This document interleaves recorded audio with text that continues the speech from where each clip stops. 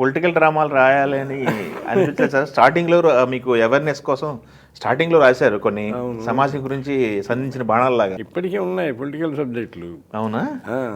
Okay. కాకపోతే నాకు ఎందుకంటే అన్ని టీవీల్లో ఇవే చూస్తున్నాను. నేను చాలాసార్లు 2 టైటిల్స్ పెట్టాను. నేను పెట్టి కథ ఒకటి తయారు చేస్తే సినిమాలు ఎట్లాగో టీవీలో బోరు చూసి రాజకీయాలు ఓపెన్ చేస్తే అవే కనపడుతున్నాయి, పొలిటికల్ ఇవన్నీ చూసి ప్రజలు బోరు కొడుతున్నప్పుడు ఇంకా ఎందుకు పొలిటికల్ పోయింది, మీరు కామెడీ సైడ్ వేరే విధంగా వెళ్ళాలనే చెప్తున్నారు.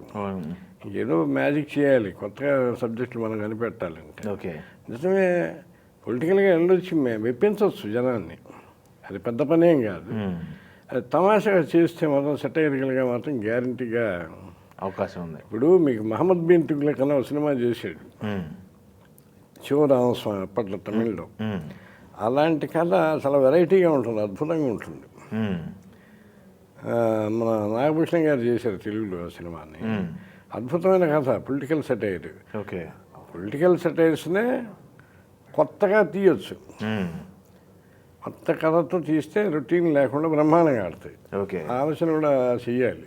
ఓకే, గ్యారంటీగా. నేను చాలా అసలు టీవీ చూస్తుంటే అసలు నాకు టీవీలో వీళ్ళ ఉపన్యాసాలన్నీ వింటుంటే చాలా కామెడీగా ఉంటాయి.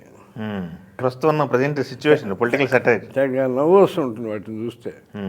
వారే ఏంది వాళ్ళు ఆ పార్టీలో అట్లా ఉండి, ఈ పార్టీ ఇట్లా ఉంది, ఈ మధ్యలో ఇవి ఇట్లాగే ఉంది పొలిటికల్.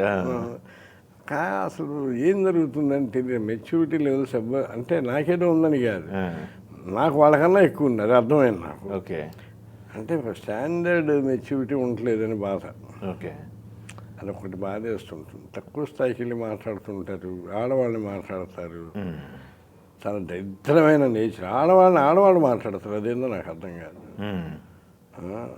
చాలా నీచమైనటువంటి సంస్కృతిలోకి వెళ్ళిపోయి అసలు ఇట్లాంటి వాళ్ళు రాజకీయ నాయకులు అట్లా యాక్సెప్ట్ చేయాలి, ప్రజలు యాక్సెప్ట్ చేసే ప్రజలు కరెక్టేనా అని నాకు భయం వేస్తుంటుంది. రాజకీయాల్లో తిట్టుకోవచ్చు, విమర్శించుకోవచ్చు, ఏదైనా చేయొచ్చు, తప్పు కాదండి. కొన్ని లిమిట్స్ దాటకూడదు. ప్రత్యర్థుల ఏజ్ని తిట్టకూడదు, వాళ్ళ తల్లిదండ్రులని, వాళ్ళ భార్యల్ని. ఇదే మనకి నేర్చుకోవాల్సిన, ప్రజల్ని మన నాయకులు నేర్పాల్సింది. వాళ్ళు ముందుండి మనం ఎలా నడవాలో నడిపించాల్సిన వాళ్ళని చూసి మనం నేర్చుకోవాలి, అంతే కదా. ఎంతమంది గొప్ప గొప్ప నాయకుల కథలు విన్నాం, చరిత్రలు చదివాం. వీళ్ళు నడుస్తుంటే వీళ్ళు వెనక కొన్ని వేల మంది నడవాలి, అలాంటి నాయకుడు కావాలి అని మనం అనుకోవాలి. వాళ్ళమ్మని తిట్టి, వీళ్ళమ్మని తిట్టి, ఆడి పెళ్ళని తిట్టి, ఈడి పెళ్ళని తిట్టి, ఇదే నాకు ఒకసారి ఇదైపోతాం మనిషిని. అది కరెక్ట్ కాదు కదా. జనం కూడా హర్షించరండి, మనం పైకి మామూలు నవ్వుతూ తిరుగుతుంటారు కానీ వాళ్ళని బర్నింగ్ విరిగిపోతూ ఉంటుంది వాళ్ళు. నాకు చాలా, నేను చెప్తున్నా కదా, యజ్ఞం తర్వాత అలా ఒక ఎమోషనల్ ఫిలిం రాసేసి రిలీజ్ కొట్టాడని దెబ్బ నాకు చాలాసార్లు అనిపిస్తుంది. అనిపిస్తే ఎన్ని సినిమాలు ఈ మనుషుల్ని మార్చగలవు మీరు చెప్పండి. అది కాకపోతే చూసి జనం ఇచ్చేస్తారు, అప్రిషియేట్ చేస్తారు, చూసి ఎంజాయ్ చేస్తారు. క్యారెక్టర్ లేని రాజకీయ నాయకులు ఎందుకండి? వాడు అవసరమా మనకి సమాజానికి? వాడికి ఎన్నో శోభారాజు, బిల్లారంగారికి తేడా ఏంటి చెప్పండి? క్యారెక్టర్ లేనప్పుడు వాడు ఎందుకు నాయకుడు?